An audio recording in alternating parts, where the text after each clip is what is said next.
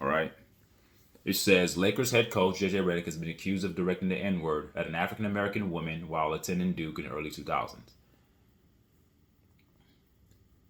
I don't care. I don't care. Early 2000s, really? Do you know how old he was back then? And that's not me excusing the behavior. There's stupid things that I've done when I was young. It doesn't excuse the behavior, but we have to take it in context. Have I called some white people crackers before? Of course I have. Has it been put in the public stratosphere for everybody to critique and dissect it? Hell no. It happened privately. Okay? Now, because JJ Redick, and that's what happens in life. Whenever you get a promotion, whenever you get some sort of an advancement, the hyenas and the piranhas at the bottom, they try to start nipping at your feet and pulling you down to pull up things from your past to say, hey, this guy's not credible. This guy shouldn't be hired. This guy has character flaws. We act as if the JJ Redick today in 2024 is a JJ Redick that was back then while he was a Duke Blue Devil in the early 2000s. Do you know how old he was back then? I don't care if he called anybody an N-word. I don't care if he called me an N-word. I don't care if he called another African-American or a black or a melanated person an N-word. Who gives a damn about the N-word? And I find it ironic. I think once we as a people, as a race, once we stop using the N-word, like put it this way, before we start trying to tell other people about using the N-word, how about we stop using it? But then you hear the term, well, we use it differently. We use it as a way of endearment. Okay, it's still the damn word. Now you're playing with semantics. I don't give a damn if you're using the N-word as a term of endearment. Then again, if the mind is that powerful to turn off and on a switch of say, okay, we're going to use N-word for endearment. But then when a white person uses it, it's something that's bitter and it's something that's hateful, right?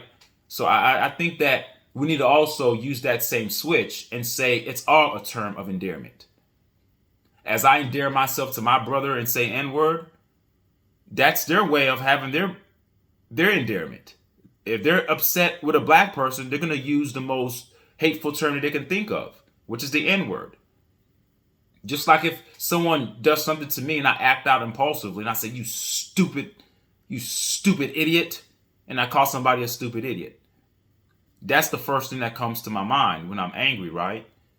Where a lot of Caucasians, a lot of white people, when they're angry, they know what word to use to get at the core of a melanated person or a black person. They know what word to use to elicit an emotional response to get you riled up. It's done intentionally. Does it mean that he's a racist? No. It just means he used a word that he knew would get the response that he wanted. He wanted to cut deep. So I don't care if he used the N-word. I'm not these kind of people like, oh my God, he used the N-word. We as a people, we give the N-word too much power. You are what you answer to. You are what you answer to. If we never gave the N-word any attention, that word in and of itself would be totally dissolved. It would lose all its potency. It'll be completely impotent. No one would care. No one would give a damn about the word. But every time someone uses it, especially a person of a pale skin race, the Caucasian race, oh, he used the N-word. You guys are clowns. Like, I don't care if he used the N-word back then. Especially back then in the early 2000s. You see, I have to measure JJ Redick in the same way I would want somebody to measure me in my early 2000s. I can't be hypocritical. I can't get lost in emotion, all right? Feeling that I need to bring out the hammer, so to speak, metaphorically speaking, bringing out the hammer to say, hey, I'm going to nail you to the cross, JJ Redick, for using that N-word. Why? Why would I do that? When I know in my own life in the early 2000s, I've done some crazy things. Things that I'm not proud of. Made some stupid decisions. Said some stupid things. Acted in dumb ways. So I'm not gonna, who cares, man? And to me, this seems very jaded and infantile. And people are gonna ride with this too. People are gonna be, see, he's a racist. We throw out the term racist too much, and we use the N-word too much. Our own people use the N-word too much. And we love to play the race card too much. when it's not there. When it's not there. All I can do is go off what a man does. Now, if he said that back then, that was back then. He's played with black players. He has a podcast with LeBron James, who's a black man. He worked alongside Stephen A. Smith when he was doing First Take for a little bit. And if he is a closet racist, I don't care. As long as he's not doing anything to harm anybody. Like, he called the lady Nword. He didn't rape the woman. He didn't grape her. He didn't pursue her sexually and harassed her. He didn't do anything illegal. He just used a term that he knew. And the reason why I'm saying he used the term, because I know he did it. But he's going to deny it. What do you think he's supposed to do? Is he supposed to say, yeah, I said it, in lieu of him being hired as the new coach for the Lakers? Do you think that it'll be wise for him to be truthful? No, it wouldn't be wise for him to be truthful. It'll be wise for him to lie. But in this world we live in, if we were living in an ideal world, I would love, let me stop sharing, because the screen is glitching so much here that I really believe that I'm being choppy. So I'm going to stop sharing as I'm commenting, but I'll bring back the article again once I'm done giving my perspective. Okay, so I know he did it. I'm not an idiot. Of course he did. This is not the first time that I've heard something closely linked with JJ Redick and racism. Something with his father too back then while he was at Duke. There was some things coming out with some racial things that happened. I don't care. Like, it doesn't, like, what you put attention to, what you give energy to, will be the thing to engulf you. It will be the thing to encapsulate you in its orb. So if you continually put your mind state in the realm of race talk and race rhetoric, and you're always looking for those hot button topics like race and the N-word, then that's what you're going to be encircled with. Like, what you give energy to becomes the thing that overtakes you. I don't give energy to that.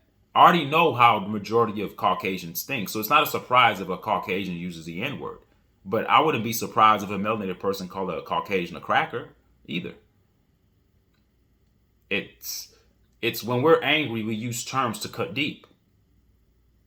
And most of the times when we're acting out emotionally or acting out in anger, we regret the behavior because we were acting off of impulse. Now, some people may say, well, yeah, when you're angry, that's who you really are. Yes, that's who you really are at that moment. Is that who you really are all the time? No. When somebody is drunk, all right, and their inhibitions are like gone, and they start talking loose at the lip, and people say, well, you were drunk. And the person says, well, I was drunk. I didn't really know what I was doing. Then somebody says, well, when you're drunk, your real self comes out. Yeah, their real self when they're drunk. We all have two sides to us, folks. Y'all need to get this idea out of your heads that people could be either good all the time or people are bad all the time. No, we are a complex organism. We are a complex species. We're very, very complex. There's so much intricacies that are involved in the human makeup and the human psyche and the human temperament. We're not all the way always good. We're not always bad either. But there's sometimes when we're doing things for our own benefit that may come across as something that's evil to somebody else. It depends on where your vantage point is, and it all depends upon perspective. Where are you at? So I'm not shocked that JJ Redick used that word.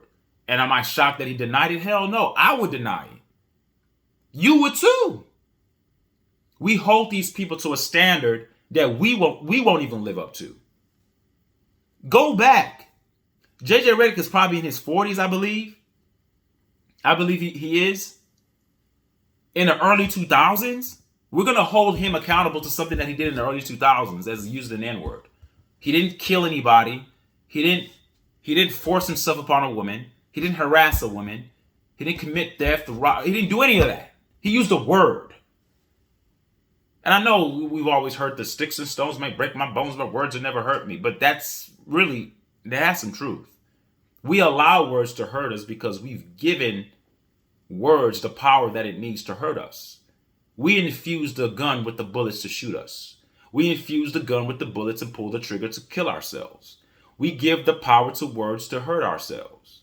Who cares? Who cares? I don't give a damn if you use that word. So that's just the first section of the article. Let me go back to sharing, and hopefully this is not glitching too much. All right. This is the section that I'm going to read right here. It says the allegation was made in social media post, all right, in a social media post by entrepreneur Hurley Nash.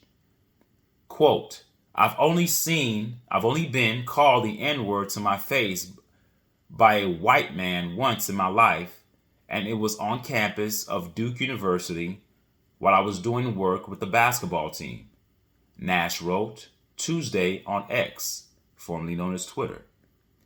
And today he was named the head coach of the Los Angeles Lakers. What a world. Okay, yeah, what a world. He called you the N-word. Get over it. It happened years ago. You've made advancements. I'm sure you're no longer working with the basketball team at Duke. I'm sure you have a career on your own. Let me stop sharing so I can make sure that whatever I'm saying is getting, you guys are actually hearing it clearly. So I'm going to stop sharing. Okay, so after reading that, who cares? Yeah, so to me, that sounds, I'm going to be honest with you. What I infer from that is a woman who's like, wow, he's gotten a head coaching job. So what, he's never supposed to work? He's never supposed to use his talents to help out a basketball team? He's never supposed to use the knowledge that he has about the game that he loved, that he played for so long? He can't coach, he can't do anything. He's just supposed to not advance in life. But you didn't say anything when he was working the finals. You didn't say anything when he was doing his podcast. All the years that he was in the NBA, you never mentioned anything about him calling you the N-word while you were at Duke. Now all of a sudden he becomes the head coach for the Lakers. Now you feel fit. This is the right time to do it. So to me, the lady, Hurley Nash, you come across as disingenuous yourself. You need to check your character. See, everybody, no one's above reproach here. No one is above criticism. See, we all act like there's always a victim and a perpetrator and everything, but sometimes it's more convoluted than that. It's more mixed and mashed up. Sometimes you'll have the perpetrator who is a perpetrator who is also a victim in the same sense. And you'll have a victim who's a victim but also a perpetrator in the same sense. Yes, at the time when this happened, you can say that Hurley Nash was the victim of a racial slur used by JJ Redick. But now fast forward over 2 decades later, she's acting like a perpetrator. Now she is. Because she sees that this guy just has an advancement. So because of the vitriol and all the things she's held on to, she feels fit now. She feels fit to say something now. This is the right time to say something. That's what she said. That's what the article says. She says, Nash wrote Tuesday on X, and today, she said, quote, and today he was named the new head coach for Los Angeles Lakers. So that term, and today, it seems like after what he did to me, after what he said to me in the early 2000s, fast forward, all of a sudden this same guy is going to be a coach for the Lakers? Yes, Halima. Why shouldn't he be? Why shouldn't he be? Because you're giving power to a word that he used? Have you ever called somebody out of their name? Have you ever used a racial slur against a particular race? And if you haven't, that's great. But majority of people have. It doesn't make you a bad person. It just makes you human. He called you that because he was angry. All right? And I'm not saying, it's not about him. I'm not saying JJ Redick is right. I'm just saying the idea that this guy just got a job as the head coach for the Los Angeles Lakers, and all of a sudden, stories of him using the N-word to this girl seems to be the main thing that's going around now, as if that's going to, grab some airtime. And it is sort of grabbing airtime, but to me, it's much to do about nothing. It's not a big deal to me. All right? It's not a big deal to me. And she sounds a little bitter that, oh, he's the new Lakers head coach, so he's not supposed to be a Lakers head coach. So because he called you an N-word, were you supposed to still remain in your position that you were back then? Shouldn't you be given a chance to advance as well? He felt that you were the N-word. So did him calling you an N-word stop you from making any career advancements, Halima? No, it didn't. So neither should the N-word that he used back then be an indictment or play any role in his current career advancement today. So let's not bring it up now. You should have brought it up when he got drafted. You should have brought it up.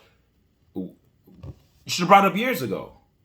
Like, I hate when this happens. It happens to a lot of men, a lot of people.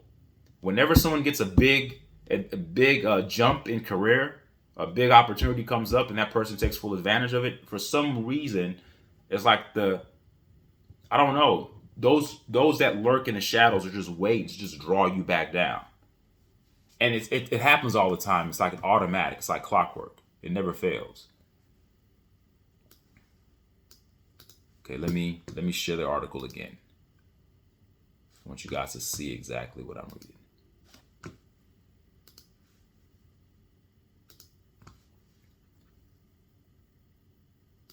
So I'm down here. All right. It says Redick, 40 years old, was named head coach of the Lakers earlier this week. So he's a 40-year-old man. Do you know that by the time a man is 40, you've already lived like 4 different lives?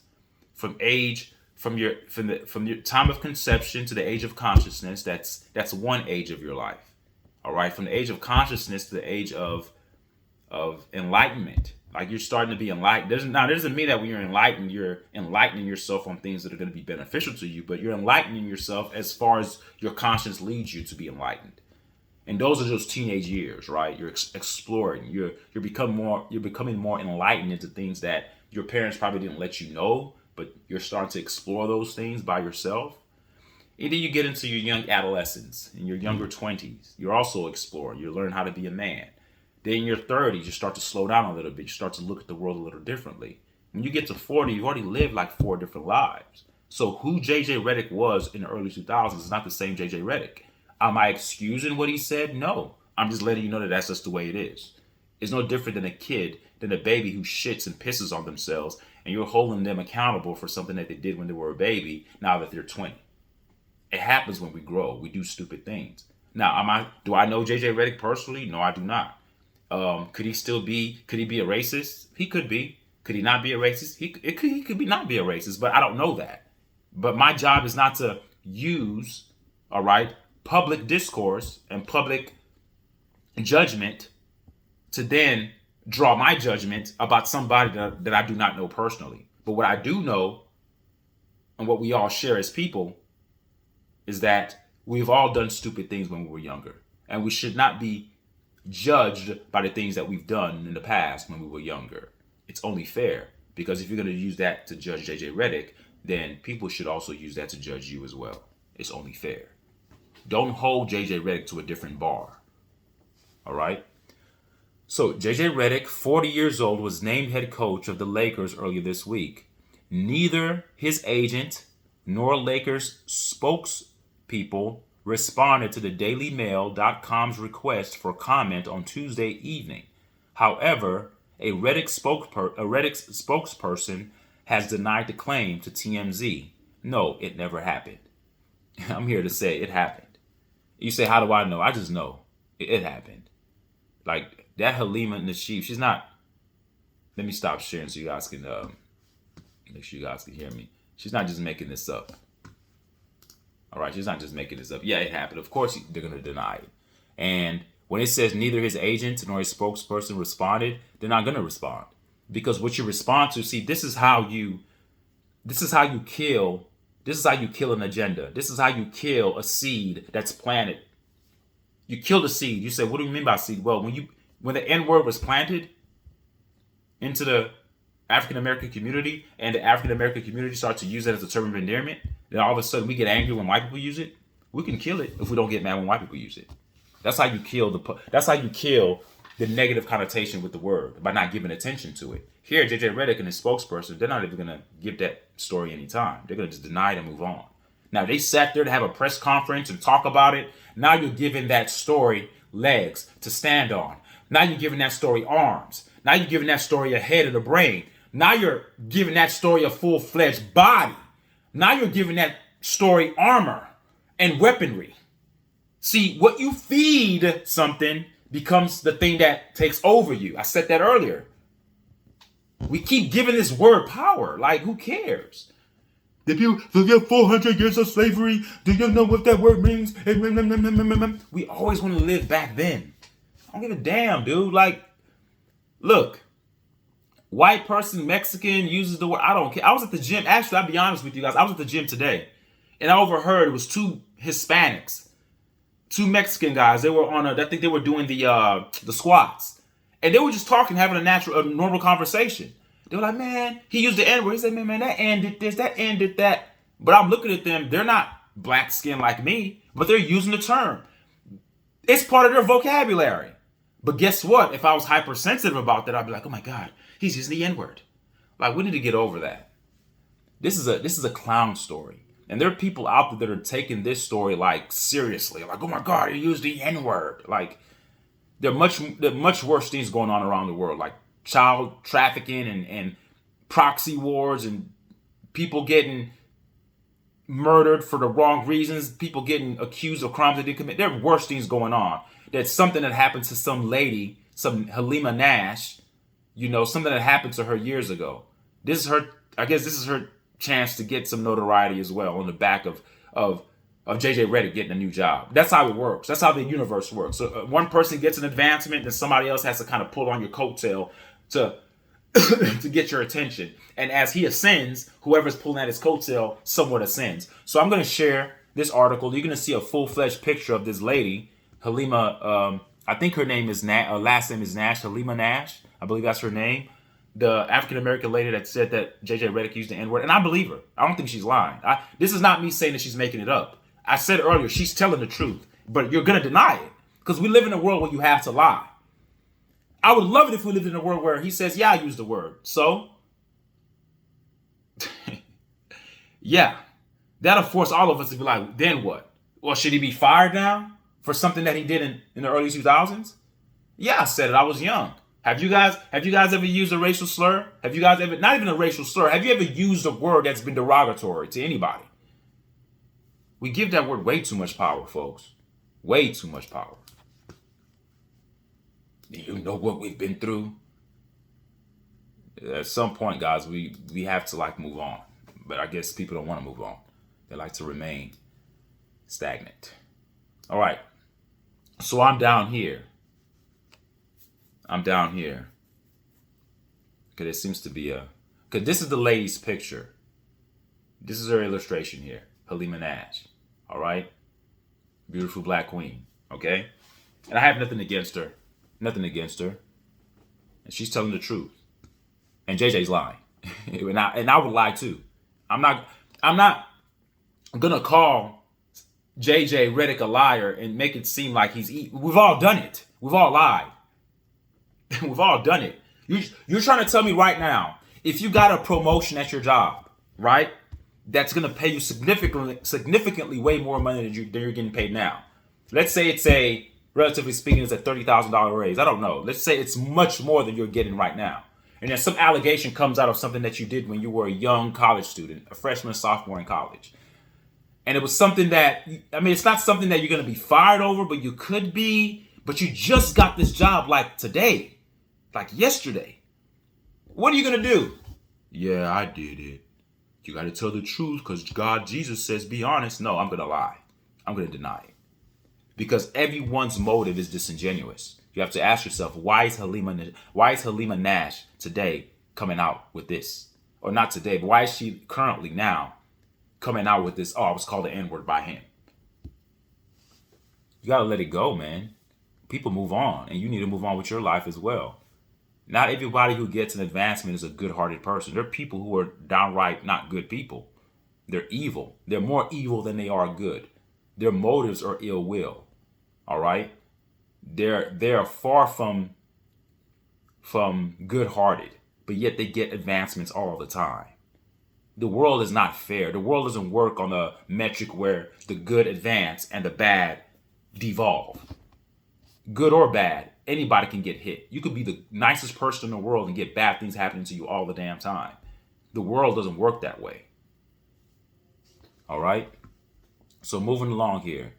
Nash, I've highlighted this. It says Nash has not responded to the dailymail.com's request for further information. So she's not giving any further information, but she did give some information. But then again, it's like, what more information does she need to give? He called me the Nword. I mean, maybe she can elaborate and give the full context of what happened, of what caused JJ Redick to say it. But what more does she need to say? All right, moving along here. It says, according to Nash's LinkedIn page, she coordinated a Blue Devil inner city youth project with Duke's basketball team between August 2003 and August 2004. Okay, so she was coordinating that stuff. Good job, Miss Nash. Reading along here. Redick has been a controversial choice to replace the fired Darvin Ham in Los Angeles because the former Duke star and shooting NBA guard has no coaching experience. In fact, okay, let me talk about that. So what if he doesn't have any coaching experience? He has playing experience. And at this point, look at all the coaches that Lakers have hired. Let me stop sharing because I think there's too much of a lag here. Yeah, so now it took me to another article. I wasn't even trying to go to this article. Let me go back to where I was at. Okay, there it goes. Now let me stop sharing because I think there's way too much of a lag here. Because I could see it. I could see the screen kind of glitching a lot. So that's why I'm going to get off it. So yeah. So this idea, let's talk about that for a second, all right? According to Nash's LinkedIn page, okay, no, that's that. Okay, so it says Redick has been a controversial choice. Why is he a controversial choice? Why is that controversial?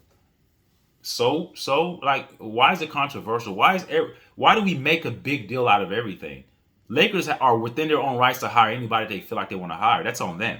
They believe in JJ Redick. Not everything needs to come cookie cutter. Not everything happens in a vacuum. You have to apply context in everything. This man had played for 15 years. He played for Coach K. So he played for a great coach. He's been coached by good coaches. He knows the game. He's very intelligent. Dan Hurley played for Coach K. You see what he's doing. So he's a Coach K product. And I think that JJ Redick is going to be fine. He doesn't need to have 15 years of assistance coaching experience. And a lot of times people like to throw out the name Cassell out there and say, hey, well, Coach Cassell. But Coach Cassell may not want certain jobs. You don't ever see him coming out publicly crying out saying that, oh, no one wants to hire me to be a coach. Sometimes assistant coaches are fine being assistant coaches. They're looking for the perfect gig. They don't want to get the job where a team is horrible. We see that a lot of times where young African-American coaches, they get a team that's horrible. And after 3-4 seasons, they're fired. Then you end up adopting that record on your resume. They'll say, well, yeah, his first time head coach, his first tenure at this team, he had a 35% winning percentage. And then that's attached to your resume forever. So whenever you're looking for jobs, they're like, well, he's not that good. Well, look at where he started. Do I believe that Steve Kerr is a better coach than Sam Cassell? No, not necessarily. I just think that Steve Kerr stepped into a great situation that was already created by Mark Jackson. Same thing if you look at the San Francisco 49ers. Remember when Singletary was the coach? He laid down the discipline. He was very structured. They fired him because the team wasn't doing so well. Then all of a sudden Harbaugh comes. Harbaugh adopts the hard work that Michael Singletary already established. Then all the praise and all the accolades goes to Harbaugh. That's the way sports works. So a lot of these assistant coaches are very intelligent. They're like, no, I want to adopt a team that has a chance to win. Because I don't give a damn how great of a coach you are. If you don't have the players in the NBA, you're not going to win. I don't give a damn what your X's and O's look like. X's and O's doesn't win you championships. Players do. Now the X's and O's can accentuate their skill set, but X's and O's alone is not going to win you a damn championship. Like, stop that. You need players. William Edmondson, you say fake news. It could be, man. It could be. But the reason why I believe it, because there were stories around that time with JJ Redick with racial stuff and his dad and stuff like that. So I can see it being true, but I don't care. I personally don't care. And if you just came in, if you go back to the beginning where I started, you'll see that it doesn't bother me that he used the N-word at all. Chalet, You say, yes, growth can happen, but first you need to acknowledge what you did wrong. Yeah, he can acknowledge that personally. He doesn't need to acknowledge that publicly. Because what happened between him and Halima Nash happened privately. So he doesn't owe us anything. What JJ Redick does, he owes it to himself to acknowledge it and move on. But to come out publicly and say that, that's career suicide. Because now, if he says that publicly, yeah, I use the N-word. Do you know what the LA media is going to do to him? There are a lot of people who don't even want him to be LA coach. They think that it's because he's buddy with LeBron James, and it's not fair that he has no experience, that they could have moved in another direction. So I don't, no. I think that, yeah, but you are right. You do, growth is good, but you need to acknowledge what you did that was wrong. But he doesn't owe us that. He owes it to himself. That's personal growth. I don't need to grow in front of you guys. He's a coach. He's like, I don't need to grow in front of you guys. I don't owe you guys anything. All right. So let me share. Hopefully, if I'm glitching bad, I'm going to just stop sharing. But I want to continue reading this article, and I want you guys to see the article as well as I'm reading it. So I was down here when I was talking about the controversial part.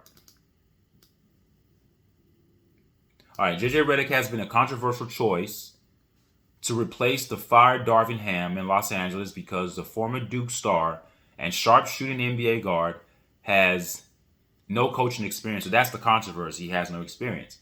In fact, since retiring in 2021, Redick has primarily worked media, announcing games for ESPN and even doing podcasts with Lakers LeBron James. Okay? Moving along here.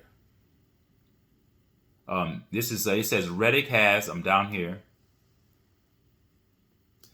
Redick has denied having any contact with James about the coaching position in Los Angeles, which was first offered to Connecticut coach Dan Hurley. That's a lie too. You could tell a lie. I mean, damn, let me get off of this so you guys can actually hear what I'm saying. I think I'm glitching too much. That's a lie. Come on, that's a lie. You have LeBron James, who's arguably the best player in the NBA, or one of the best players in the NBA, very influential. Okay, he may not be the best player now because he's on the back end of his career, but his influence is just as strong as if he was the best player in the NBA. So you're trying to tell me a guy who's literally gotten coaches fired because, you know, it's a players' league. We know what the NBA is about. It's not the NFL. The NBA, the players run the team. What the player wants goes. If the star player of the team wants a coach gone, management looks at it this way. Do we get rid of this star that comes once every decade? Or do we get rid of a coach and just plug in another guy that this star player wants? Well, the star player comes maybe once, twice a decade. Or maybe once every 2 decades, who knows? But we could always get a coach. So this idea that Redick has denied having any contact with James, how can you deny having contact with LeBron James when you work a damn podcast with him, number one? And then it says about the coaching position, that's a damn lie. That's a damn lie. I can tell you how it goes. Let me paraphrase. Man, Darvin Ham's our coach, but he's going to be out of there. Oh, he is? That's JJ Redick. It is? Yeah, man. But hey, man, you can be our coach. I'll co-sign for you. Something to that effect went on. There's no way in hell. Okay, let me put it to you guys like this.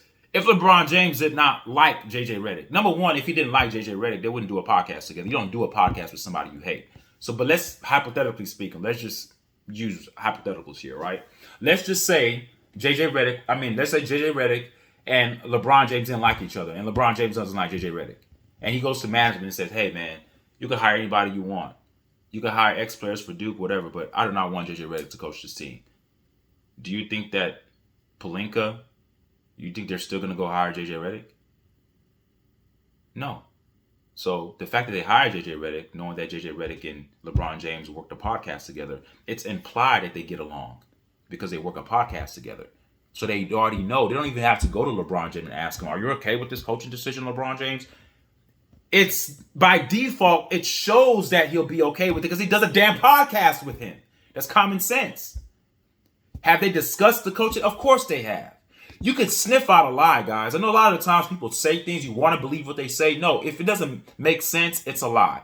So JJ Redick is lying. He's lied twice. He's lied about using the N-word, and he's lying about having talks with LeBron James about the coaching position. That's a lie. That's a lie. This is just another classic case of a Caucasian climbing up the corporate ladder on the back of a black man's back.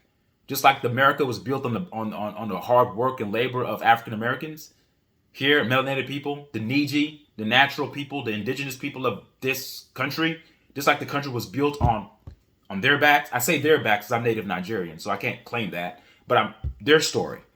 The natives were people who had skin color like me. So this is just a classic case of a clever man. I say clever, and I use that respectfully towards, I don't use that in a negative way. JJ Redick is clever. I'm going to get buddy-buddy with one of the best players in the NBA that plays for the number one brand in the NBA. Or one of the number one brands in the NBA. I'm going to work my jelly. I'm going to work and communicate. He's a communication major. He knows how to navigate the realm of the social stratosphere and talk to whoever needs to talk to. I'm going to get real close to him to get what I want. A couple of years from now, LeBron is going to be gone. JJ's still going to be the Lakers coach. He gets what he wants. The podcast will be gone. So kudos to JJ Redick for being smart. And he's lying too. He's lying about the Nword and he's lying about this. Does it mean that I'm okay with it? No, it just makes him human, just like all of us. We've all lied as well. All right, just like when Jesus said for you Bible believers, remember, he who has not sinned cast the first freaking stone. So before we start casting stones at people, just go back and think about some of the things you've done before you cast stones. All right? Live keep buffering.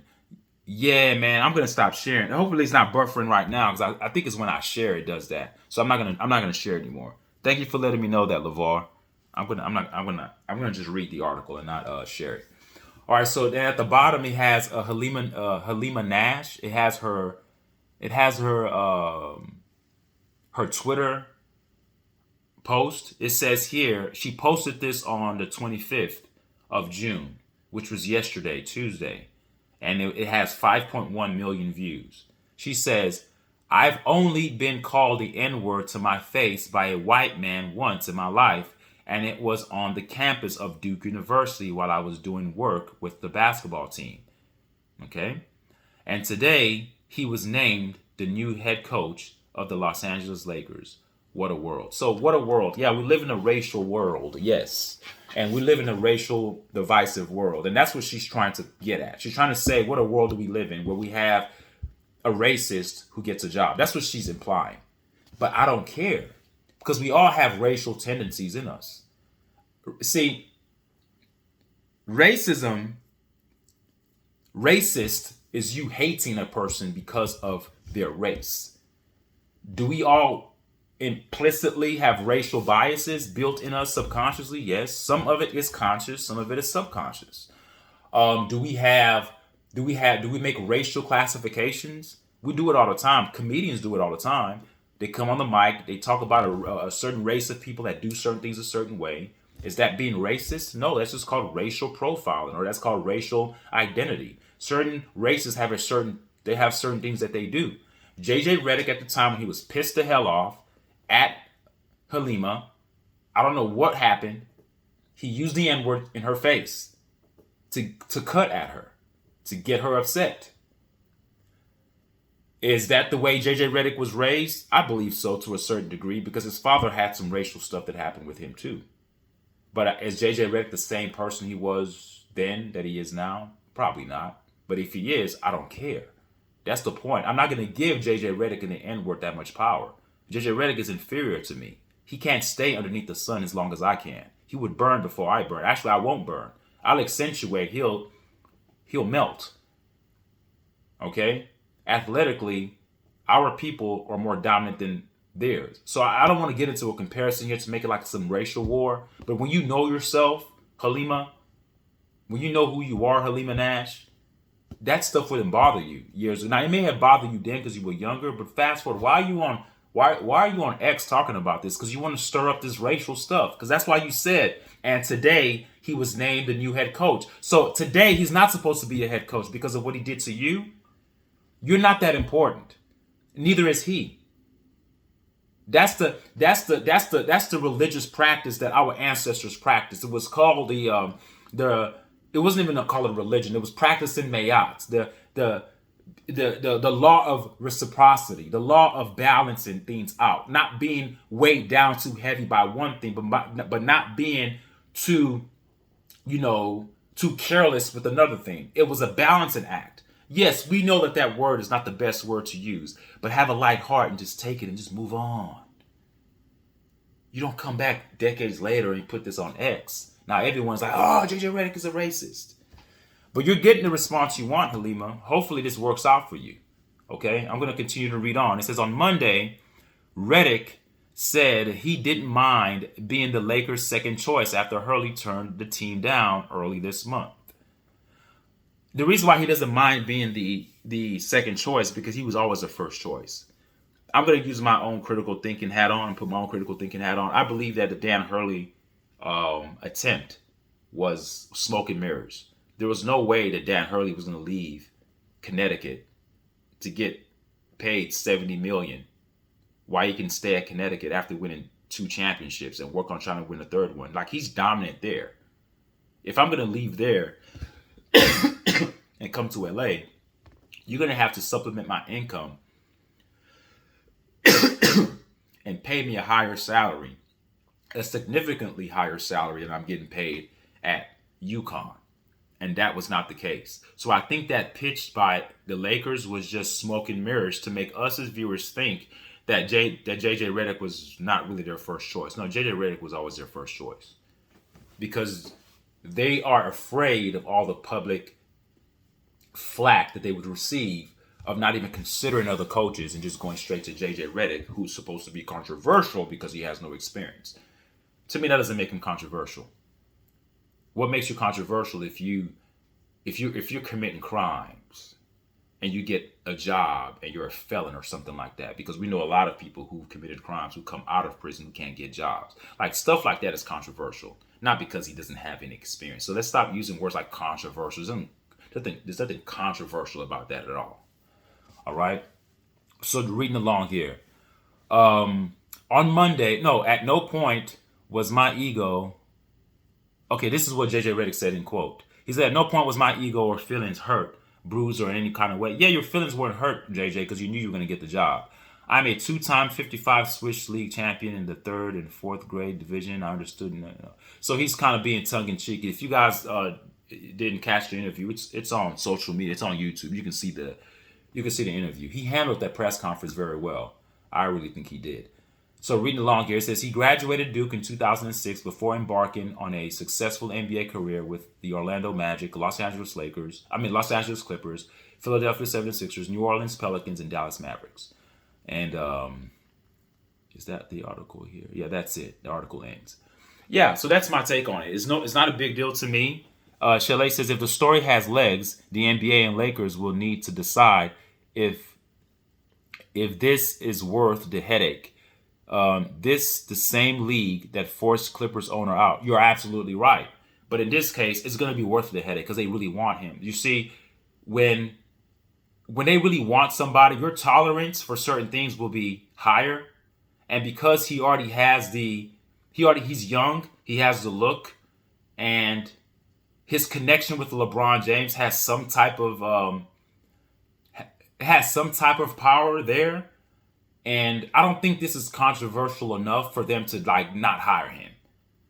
It's not dealing with anything that's sexual in nature. Yes, it's a derogatory term, but it's in context. Like, it didn't happen like yesterday. Like, if he got hired today and then he called somebody the Nword yesterday, then that's a problem. But you're going back to a kid that was in college. Like, he graduated in 2006 from Duke. This happened in early 2000s. So he probably was a freshman, sophomore. They're not going to hold that against him. I don't think so. I don't think they will. So, guys, that's my take. It's not a big deal to me. We've all done stupid things when we were younger. I'm not going to give that word I'm tired of giving that word power, man. I don't give a damn who uses it, man. Just as long as you're not physically trying to harm me or do anything like that, we don't have a problem. Just keep your hands and feet to yourself. When you start to get physical, then blood starts to shed. But apart from that, and they know that, Caucasians know that word gets to us. So they're going to use it whenever they're upset. They're like, what can I say to get this person upset? Oh, I know what. I'm going to go use that magic word. You nigger. And the way they say it too, right? They say it in a way where oh, you nigger. They don't say it like, hey, what's up, nigga? Like, when the term of endearment, the way that they say African Americans use it, hey, what's up, nigga? What's up, my nigga? You hear it in a rap song, what's up, my nigga? Yeah, what's up, my nigga? Yeah, nigga. Yeah. It's a certain way they say, the dialect, the cadence, the way it's said, the way it's spoken. It's like, oh, what's up, my nigga? Oh, yeah, yo, what's up, man? What's up, man? You dab up, right? When a Caucasian is upset, get on my face, you nigga. They say it in a way you're like, what? You call me? But hey, it's the same word, it's just said differently. Same word, term of endearment, term of hate. So it's kind of funny that one is endearment, one is hate. Why not just use it? Just think of the word as a term of endearment, even if it's used by a white person. Train your mind to think of it that way. Because as long as you continue to have that, he used this word against me, then you're always going to be controlled by your oppressor. They're going to always use that word to kind of stimulate you and get some type of emotional response from you. And then the politicians will always use those racial elements to divide us, to get us to vote in certain ways, to get us to be divided. And here we go in that cycle, that cipher stupidity where we never grow out of the civil rights stuff. We continue to remain back there. We never evolve. But because we keep giving the power to that word. The minute we stop giving that word power and we ignore it, then it loses its value. All right? Yeah, you're right. You're right. We all have prejudices, not racist thoughts. There's a huge difference. But hey, but you know what? I'll be honest with you. If I know that a white person is racist and they have like racist thoughts, then my natural inclination, I'll be honest with you, is to be racist back. It's a defense mechanism.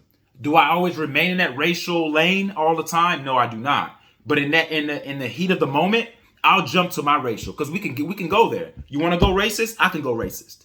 All right. You want a racial profile? I can racial profile too. All right. You have certain prejudices. I have certain prejudices. So it goes both ways. But I get what you're saying, Chalet. But to remain in that space all the time, that's a problem.